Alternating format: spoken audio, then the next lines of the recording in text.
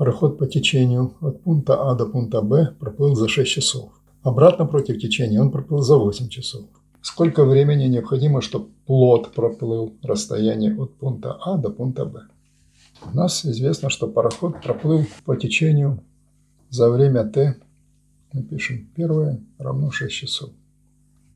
Против течения теплоход проплыл 8 часов. В задаче спрашивается, сколько нужно времени для того, чтобы проплыл плот от пункта А до пункта Б, Т-плота. Нарисуем картинку в таком случае. Знаем о том, что по течению он проплыл в эту сторону за Т1 время, то есть 6 часов. В обратную сторону он проплыл за время Т2. Необходимо выяснить, сколько времени понадобится плоту, чтобы он проплыл от пункта А до пункта Б по течению Т-плота. Фактически со скоростью течения реки. Результатом этой задачи должно быть только время. То есть у нас ни километров нет, ни скоростей нет, ничего. Но мы введем дополнительные какие-то элементы, которые мы понимаем, что они должны быть сокращены в процессе решения задачи. Итак, обозначим, что нам известно вроде бы расстояние. Это расстояние S между пунктами А и пунктом Б. Скорость теплохода в стоячей воде обозначим как V1. То есть он будет двигаться в эту сторону. Скорость будет прибавляться течению скорости реки. И в эту сторону, естественно, будет скорость его уменьшаться на скорость течения реки. И обозначим еще скорость течения реки как V реки. Понадобится. Нам неизвестно. S неизвестно, V неизвестно. V1 неизвестно скорость течения реки. Неизвестно, естественно, время, которое будет плот просто по течению. Давайте запишем то, что мы можем записать, какие уравнения можно в этой задаче составить. Знаем о том, что по течению реки теплоход будет плыть с большей скоростью, естественно, потому что к нему будет всего скорости в теплохода будет добавляться скорость реки. V просто напишем, тут никакой единицы нет, тут просто V. Итак, путь, который вот этот будет пройден теплоходом, V теплохода прибавить V реки и умножить на Т1. Это он плывет по течению реки. Скорость его, естественно, становится больше, и поэтому времени для того, чтобы пройти вот это расстояние от А до Б, сколько река идет в этом направлении, естественно, меньше. Против течения тот же самый путь. Он будет плыть вот с такой скоростью V минус V реки, что умножится на Т2. Т2, естественно, больше, поэтому скорость против течения реки, естественно, у него будет ниже. Мы можем записать о том, что V реки умножить на Т-плота. Плот он будет течь просто со скоростью течения реки, поэтому такая может быть записана тоже третье уравнение. Обозначим это первое уравнение, это второе уравнение, это третье уравнение. Давайте посмотрим, что в этих уравнениях, какие здесь у нас неизвестны. У нас неизвестно расстояние, раз, неизвестна скорость теплохода, 2, неизвестна скорость реки, 3, и неизвестно, естественно, время, которое будет плыть плот по течению реки. Итого у нас 1, 2, 3, 4 неизвестных, из которых эти нас не очень интересуют, а вот нас интересует неизвестное для теплохода. 4 неизвестных, но имеем только 3 уравнения. Естественно, решение просто в лоб это дело нам не подойдет, потому что сколько у нас уравнений, по идее, классическая алгебра говорит, только должно быть неизвестно. Поэтому надо как-то выйти с этого положения и сделаем мы следующим образом. Сделаем таким образом, чтобы объединим эти две величины, установим между ними соответствие, потому что у них и размерность одинаковая, и скорость. То есть посмотрим, каким образом относится скорость реки и скорость теплохода. По этому поводу сделаем следующее. Разделим первое уравнение, разделим на второе уравнение. Левую часть первого уравнения разделим на левую часть второго уравнения. Ну, естественно, правую часть первого уравнения разделим на правую часть второго уравнения. Что мы получим? S первое с первого уравнения на S со второго уравнения равно. Правая часть первого уравнения это V плюс V реки, что множится на T1.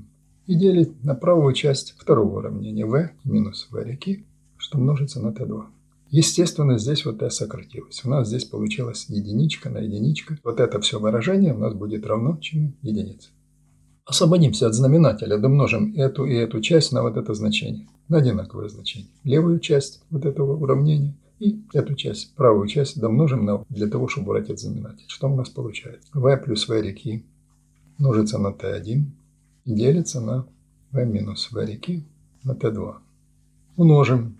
Мы сказали, домножаем на вот эту часть. Домножаем на V минус V реки на T2 и равно.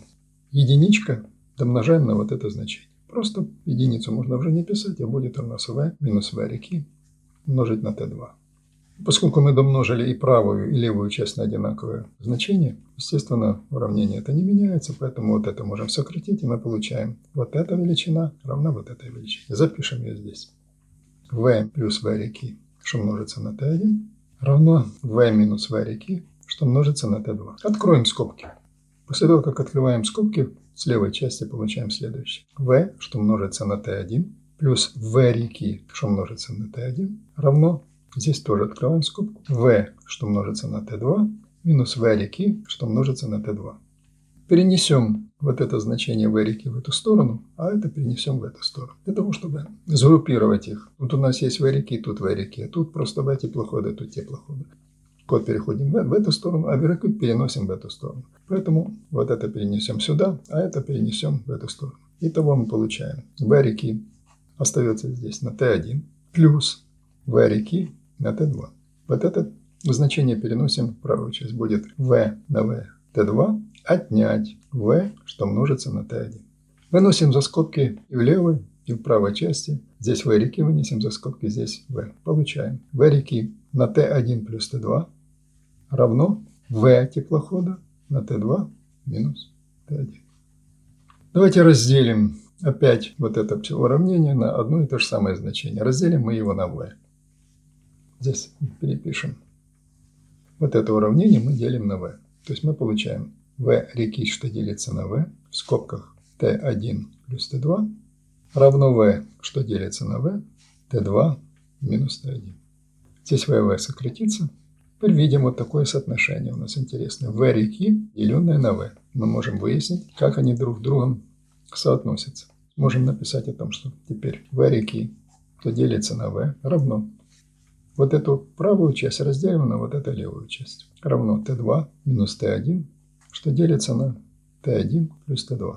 Поскольку нам все известно с правой части, мы можем поставить эти времена. Давайте посмотрим, что у нас получается. t2 это у нас равно 8 часов, t1 это 6 часов, делить на 8 часов плюс 6 часов. То мы получаем 2 часа, что делится на сколько? На 14 часов. Часы сокращаются, получается 1/7. Мы получили такое соотношение, что v реки, деленное на v, получаем 1/7.